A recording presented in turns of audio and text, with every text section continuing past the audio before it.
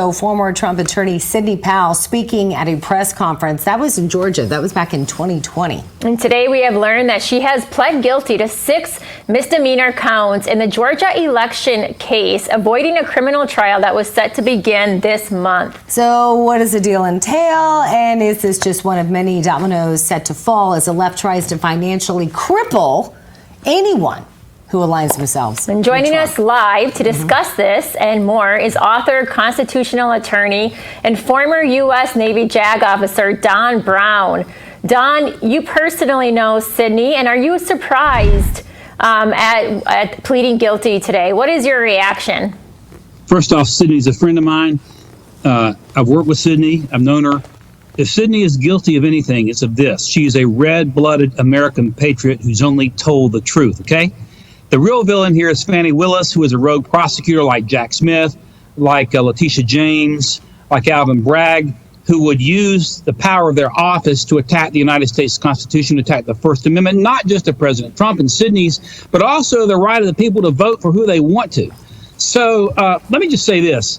Sidney, as you pointed out, Tara, is apparently going to plead to 6 misdemeanors, okay? Misdemeanors. Now, misdemeanor. Now, here's the thing. Think about what Fannie Willis tried to charge Sidney with to begin with. RICO, which is a racketeering influence corrupt organization, a felony charge. And this is the best Fannie Willis can come up with. Here's the thing. Although I don't want to see Sidney pleading to anything, it's an expensive proposition to fight this thing. The machinery of these prosecutors is incredible. The power they've got, the money they've got. But this, in my opinion, is a major defeat for Fannie Willis because she comes out smoking, overcharging, charging with the most ridiculous thing you can think of, RICO, and the best you can do is 6 little misdemeanors under which Sidney won't serve any time. She's going to pay $6 grand and go home. This is an indictment against Fannie Willis.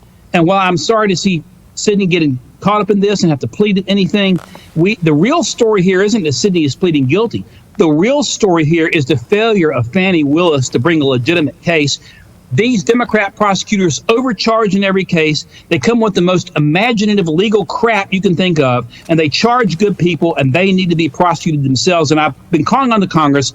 Republicans, if they take control of Congress, should, in fact, pass rogue prosecutor laws so that these rogue prosecutors who will use their offices to destroy the Constitution like Willis and Bragg and Jack Smith and others can be prosecuted on the backside if it's determined that these prosecutions are primarily politically motivated, and they are. So it's a big defeat, in my opinion, for Fannie Willis, and I think that should be the spin that's put on it. She overcharged, and she failed to come up with a felony, and I'm glad that Sidney's going to get it behind her, but it's a defeat for the left. It's a defeat for these political prosecutions, in my opinion. Don, let me ask you real quickly, though, who else, I mean, as I mentioned, could we see more dominoes fall, like Rudy Giuliani? Well, look, here's the thing about it, Miranda. You know, I've been a prosecutor, I've been defense counsel.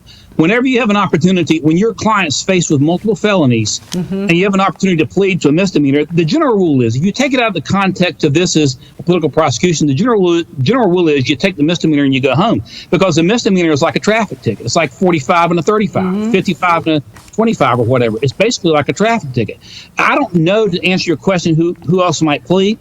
I saw that Sidney's got to write an apology letter. Okay, apology letter. Give me a break. And she's got to testify truthfully, which she will testify truthfully because she's a truthful lady. But there's nothing there, just like there was nothing there to begin with when they charged her with RICO. So yeah. I wouldn't be surprised if some others, if their case is as weak as it appears to be, to plead to some of these minor misdemeanors and just go home. You know, here's the thing about it, Miranda. We're going to book right now with a Gregory called Kangaroo Court. It's about political prosecutions by the Democrats. And a couple of examples. They went after Tom DeLay in Texas and got him convicted. That Texas Court of Criminal Appeals overturned that. It cost him $12 million. And look at the governor of Virginia, Bob McDonnell. The same Jack Smith went after McDonnell in around 2014. And that was violent. He got his conviction, but that was shot down 9-0. Exactly. Don, unfortunately, we're short on time, but there's so much more that we want to discuss with you. So please come back again. Love to hear your insight.